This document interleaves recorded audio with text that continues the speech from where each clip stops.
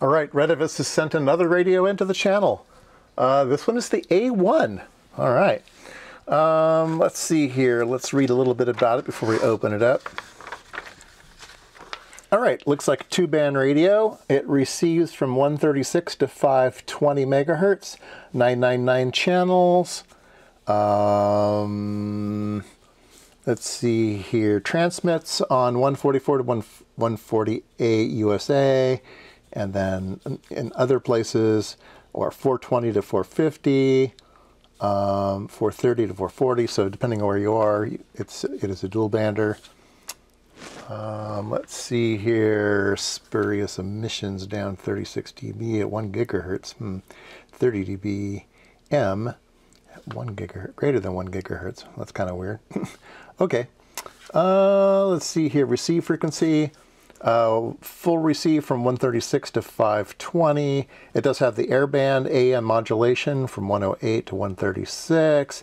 Has FM from 65 to 108. It's a pretty standard radio. Let's see here. How many watts does it say? Right off the bat, I don't see how many watts it is. But let's take a look at what comes in the box. Let's see, I've got a programming cable, like the old Baofeng type. Here is the radio, and it is very round. Rounded corners, rounded back. It feels very round in the hand. Standard antenna here. Let's see here. Let's look at the battery. One of those slide batteries. I like that design. 2.2 amp hours. Comes with a belt clip. Comes with a strap. Comes with a charger and a drop-in charger thing. So we can charge it up. All right, let's turn this thing on. Frequency mode. All right. Not the greatest display. Pretty standard, boring numbers and stuff. Let's see here. Channel mode. Channel mode and Channel mode. Channel mode. Frequency mode. the channel and frequency mode. All standard stuff. It's got A and B. Yeah, all standard stuff. So I think really the difference this radio has, and you need to kind of read the manual, is it does have GPS. So it does have a GPS receiver, and it will tell you GPS.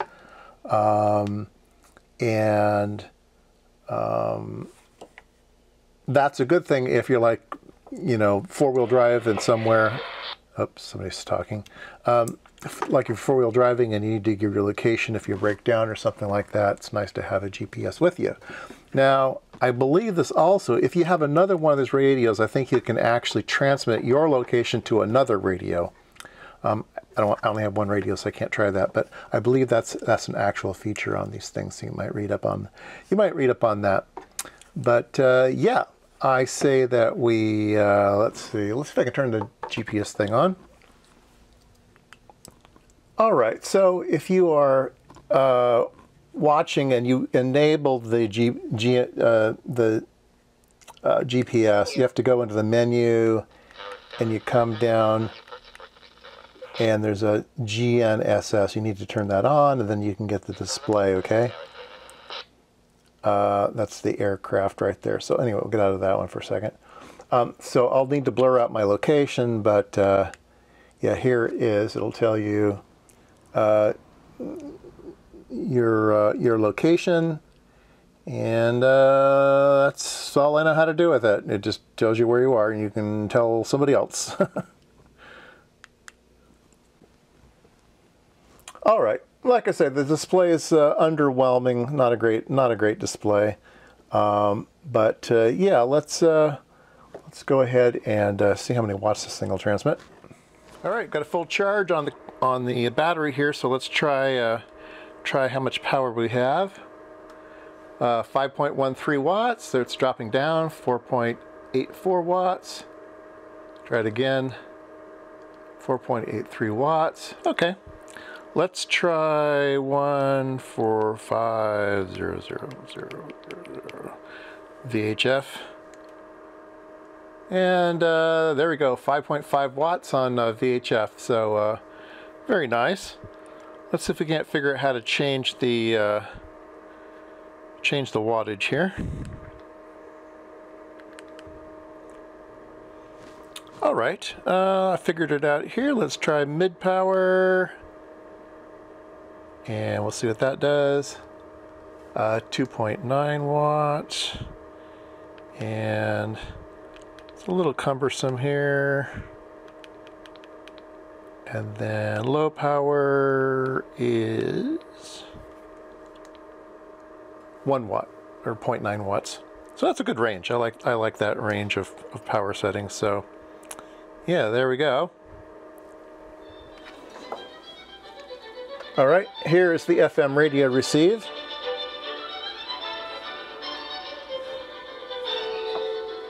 Off.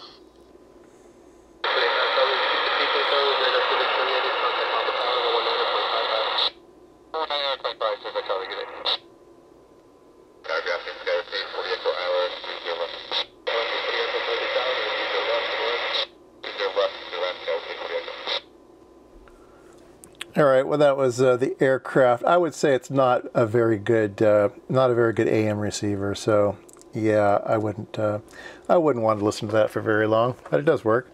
Here's the weather. Swell southwest around 2 feet at 15 seconds. Rain. San Francisco bar forecast.